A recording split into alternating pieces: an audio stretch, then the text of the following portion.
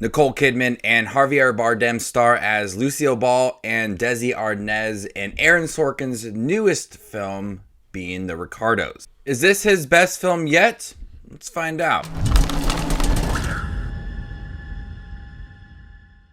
Shocking personal accusations, a political smear, and cultural taboos threaten the relationship between Hollywood power couple Lucille Ball and Desi Arnaz. So this is directed by Aaron Sorkin, the man who wrote The Social Network, Moneyball, directed last year's The Trial, Chicago 7. Fabulous director and writer. And once again, Aaron Sorkin proves that he is one of the best writers and directors working today. He brings his snappy, witty dialogue to Lucille Ball and Desi Arnaz and creates a really captivating movie.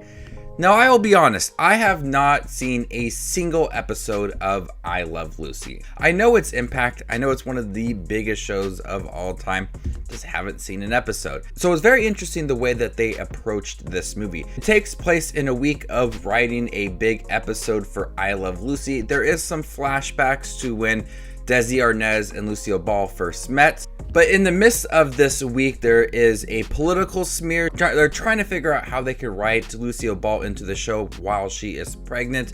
There is some studio backlash, but it's very interesting the approach to this because you get behind the scenes look at Lucille Ball and Desi Arnaz and their relationship and how they portrayed the Ricardos on I Love Lucy. One thing I was looking forward to when seeing this movie is how were they going to bring iconic I Love Lucy scenes to this movie. And the way that they brought it forth was very interesting because as the group of writers were sharing ideas about an upcoming episode, Lucille Ball had these ideas in her head. She was playing out the scenes, and that is where we got some iconic scenes from I Love Lucy. And it was handled so well, black and white. It felt like the episodes because I went back and watched a couple scenes of I Love Lucy to kind of compare the scenes in the movie to those scenes, and I thought they were handled very well.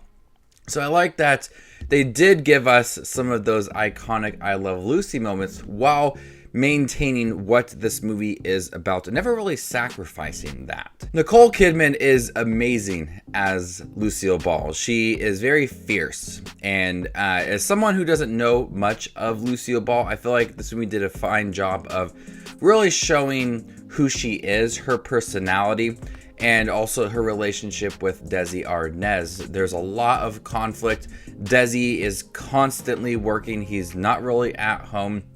They are struggling to keep their relationship afloat, and we see that back and forth between the couple throughout the movie. And Javier Bardem is really good in this movie. Both him and Nicole Kidman play off of each other very well. They have really great chemistry.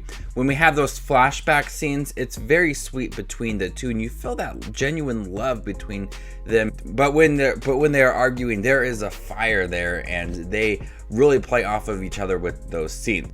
The film also stars J.K. Simmons, Jake Lacey, Clark Gregg, and Tony Hale, and plenty of other talented actors and actresses within the film. Aaron Sorkin is known for creating scenes that feel really extended, and the pivotal moments to this movie feel very long.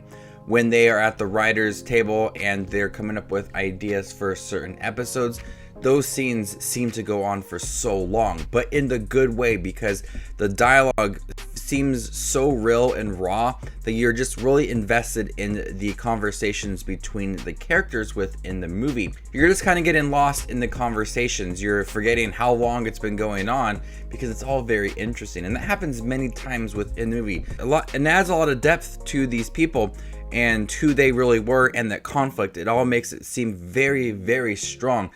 By not cutting the certain scenes and editing them down, you were really able to understand the conflicts, how hard it was to have Lucille Ball be pregnant on the show, having Desi Arnaz on the show, that studio backlash, how she was dealing with the political smear. We see it all, and it doesn't feel rushed or brief at all. We're getting all of it and really understanding everything within the film. Being the Ricardos was also pretty funny at times. There was a nice amount of wit to it, very snappy, quick dialogue to make certain scenes really funny. I found myself laughing quite often within this movie while also appreciating the depth to the story.